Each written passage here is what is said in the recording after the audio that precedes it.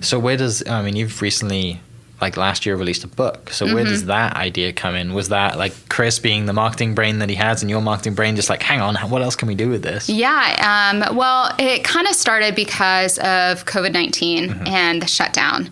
And so all of a sudden, all of my restaurant clients couldn't really afford, I mean, you know, they had to let go of their employees. They're not going to, you know, do photography. And so just to keep myself busy, really, I started doing a cocktail a day. And so then we were talking and it just kind of came out like, what if we turn this into a book? And I've always wanted to write a book. This wasn't quite the book that I imagined. I imagined something like, you know, a fictional story or a children's book. Right. But, you know, a cocktail book. So, you know, my mom's proud of me. Yeah, exactly. But it's informational, right? So you got like, I guess, all the photos in there and ingredients and, hey, I've done this and... Yeah, so all the cocktails are my recipes.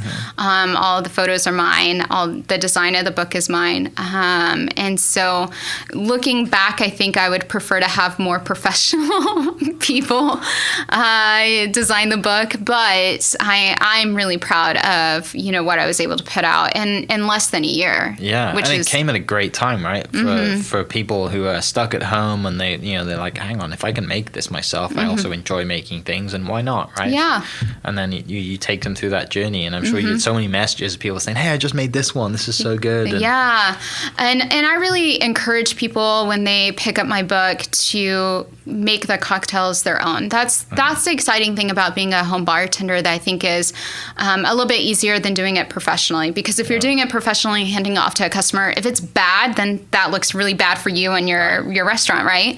But if you're making it at home for yourself or maybe your significant other family or friends, then if it's bad, then you can be like, yeah, this sucked, and, you know, throw it out and make something else. So there's much less pressure for you to experiment. And so, I mean, I had last year I had a bunch of weeds in my yard, and so I just went out and picked up all the dandelions and made it into a cocktail, as you do. That's my kind of gardening right there. Yeah.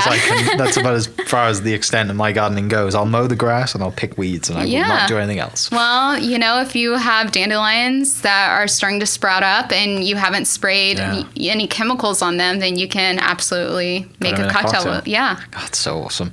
I bet you had so much fun experimenting, trying to get, you know, cutting it down to what drinks you want to put in there and everything, right? Like that's, and to turn it around in a year and post, you know, put it out there and have help from local bookstores. Is it Full Circle? Yeah, so Full Circle, Commonplace, Literati, all the OKC local bookshops have put my books in, and then also George's had a few has stocked them. Barkeep is stocking them.